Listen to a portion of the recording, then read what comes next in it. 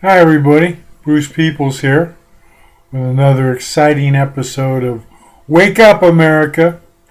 This time, you need to wake up to the fact that the Republican Party has become the American version of the Taliban. I know what you're thinking. He's gone too far. That's a little too extreme. They're not that bad. Well, they're becoming that bad. Let's put it this way. Now, actually, it's a pretty apt comparison. Cultures are different, but in reality, there are a lot of similarities between the two that are a little scary, actually. Okay. First of all, it started at the beginning. Both of them are fundamentalists. The Republicans have become fundamental Christians. And of course, the Taliban are fundamental Muslims who believe that Islam should be followed strictly. Fundamentalist Republicans believe the same thing.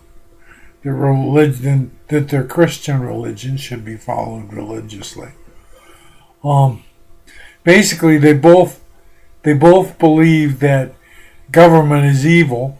In the case of the Taliban, they believe that it's the Western or American governments that are corrupting the purity of Islam. And the Republican fundamentalists are basically convinced that their own government is corrupting the basic principles of Christianity. Okay. They both think that women should have a reduced role. For example, in Islam, they basically, the Taliban has stripped women of all rights, which is the way it's been in that culture for the most part for centuries. And have forced them to wear burqas. Okay. If they don't, they're beaten in the streets. Now here, the culture is a little different, but Republicans like Rick Santorum basically are saying that women should go back to where they were before World War II, which is they should be in the home, raising children. They shouldn't have a career. Their role should be diminished in our society, just like the Taliban has diminished the role of women in their society. They believe that the women's rights should be diminished as well. The Taliban really doesn't believe that women should have any rights, actually. They can't vote. They're not allowed to go to school. In America, the Republican Taliban is wanting to take away the hard-fought reproductive rights that women have earned over the years. And also, they basically want to, put them back in the home where they basically are to make babies and stay barefoot, really, if you listen to Rick Santorum. Now, both the Taliban and the American version of it, the Republicans, are anti-education. You see this particularly with Rick Santorum, but all of them say it to a certain degree. They feel that the universities and colleges have become infiltrated with evildoers who are corrupting the youth of America. The Taliban is absolutely, totally against education of any kind, pretty much, except study of the Quran.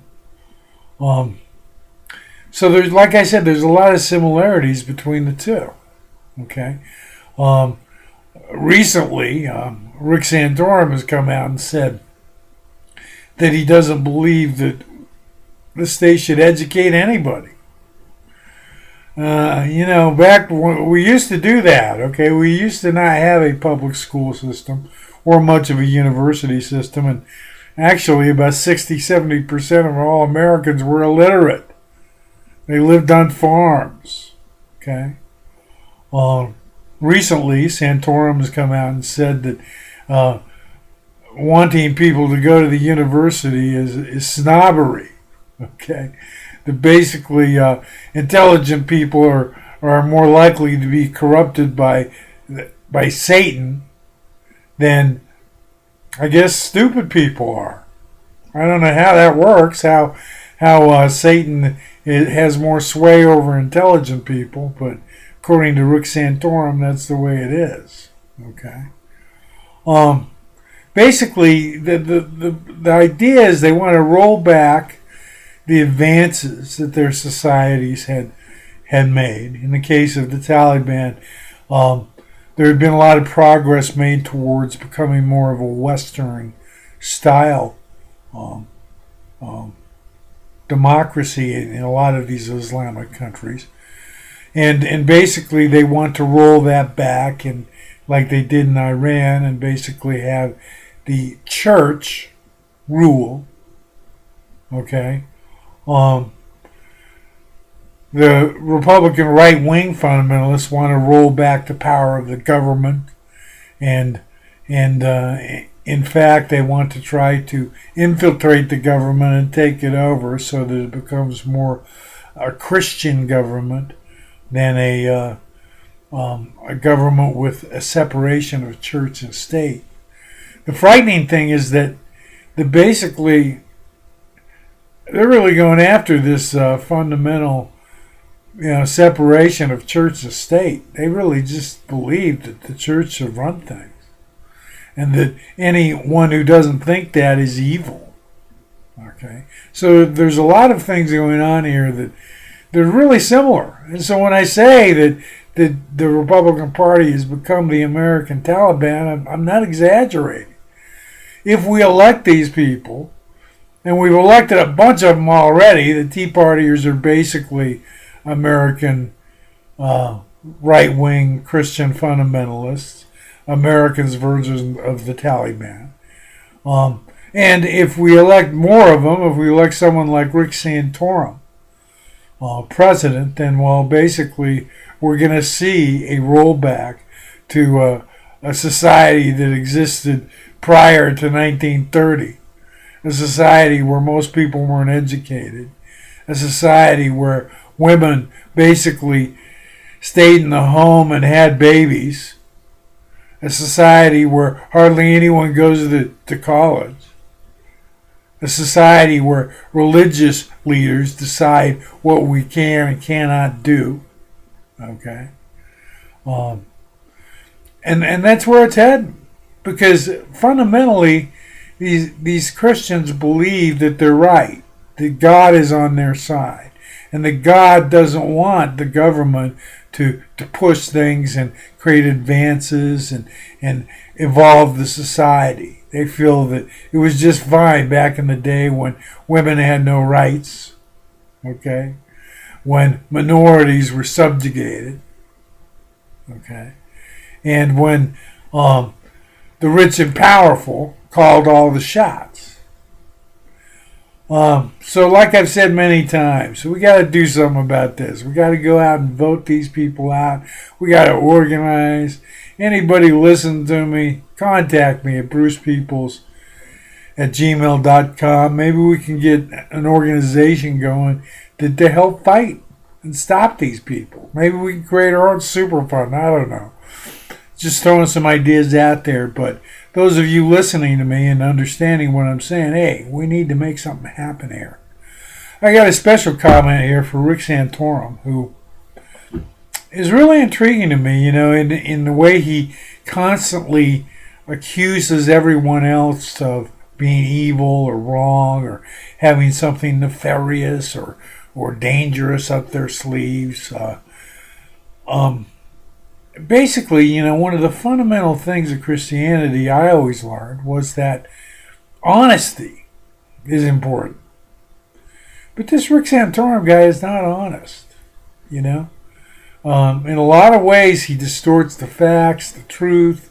He recently said that, everybody who goes to college, 63% of them lose their faith in God. Well, they've done all kinds of surveys which actually show that people that go to college actually increase their faith in most cases.